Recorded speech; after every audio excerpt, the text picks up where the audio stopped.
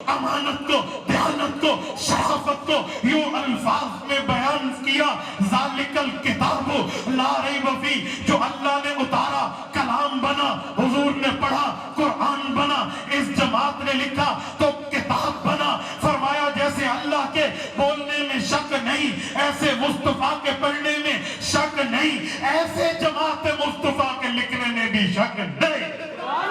ذالک الکتاب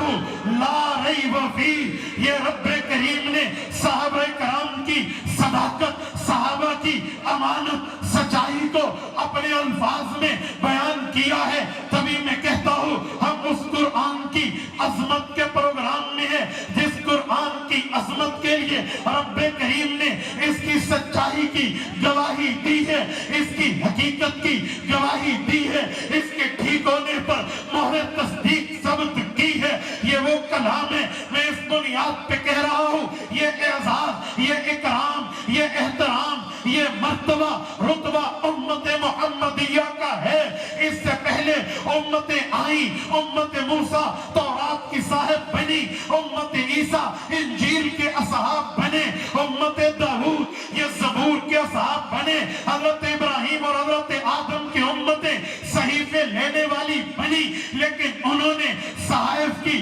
کتابوں کی وہ تقسیم کے معاملات میں حفاظت نہیں کی جیسے حفاظت کرنے کا حق تھا، جیسے حفاظت کرنے کی نیڈ، ضرورت، حاجت تھی۔ یہ حاجت پوری کی ہے تربیت مصطفیٰ کی وجہ سے جماعت مصطفیٰ نے، اور ایسی حاجت پوری کی، ایسی ضرورت پوری کی، اپنے آپ کو لگایا، اپنا تن من دھن لگایا، اپنی صلاحیت لگائی، جوانیاں لگائی، اور اس قرآن کریم کو کتاب کی شکل میں لکھا، بین الدفتین، دو گتوں کے درمیان لکھا۔ آج دنیا میں مسلمان کا تر امتیاز، آج دنیا میں مسلمان کا شکر سے سر بلند ہے کہ اے عیسائیوں، ہم سے 600 سال پہلے آئے ہو، انجیل کا ایک پارہ تم حفظ آج تک نہ کر سکے، اے یہودیوں، ہم سے 2500 سال پہلے آئے ہو، تم تورات کے 2 صفحے بھی آج تک حفظ نہ کر سکے، اے عیسائیوں،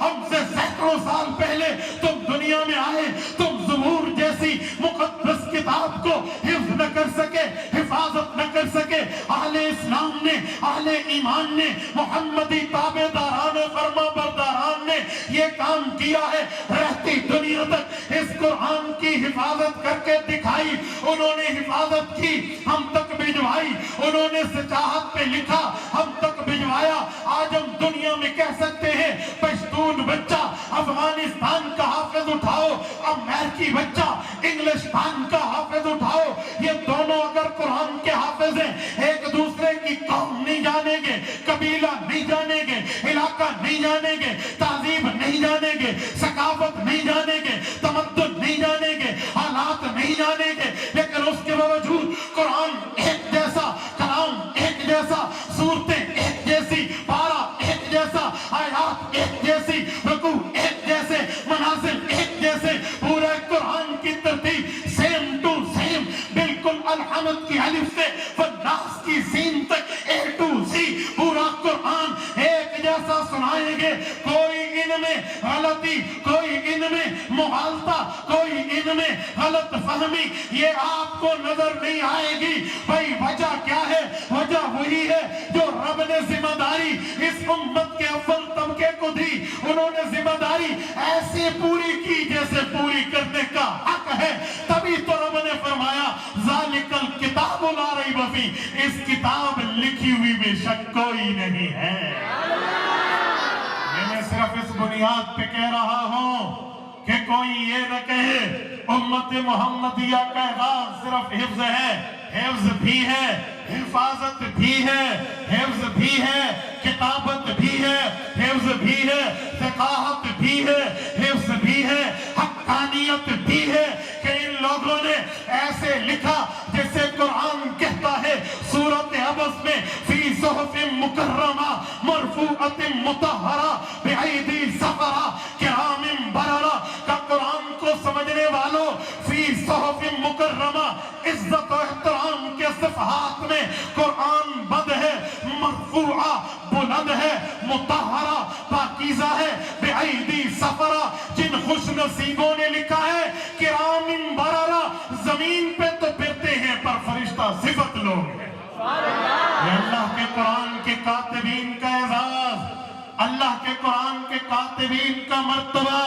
अल्लाह के कुरान के कातिबीन का दर्जा है। और रब्बे करीम ने इन हज़रात को कबूल किया, इनकी कबूलियत की बरकत है कि आज मदरसे में दस्तार बंदी होगी, इनके सर पे दस्तार सजेगी। इन्होंने वही कुरान याद किया है जो अल्लाह ने बोला था, हुजूर ने पढ़ा था, जमात ने लिखवाया था। मेरे साथियों, इस लिखवाने पर कितनी मेहनत हुई। आओ मैं एक दो बातें आपकी खिदमत में पेश करने लगा हूँ। कुरान करीम को जब लिखा जा रहा था, रिसालत में आप दुनिया से तशरीफ ले गए थे, जमा करने का वक्त था। चमड़ों पे लिखा गया, पत्तों पे लिखा गया, पत्थरों पे लिखा गया। इसको जमा करने के ऊपर कितनी मेहनत लगी होगी। आज भी मक्का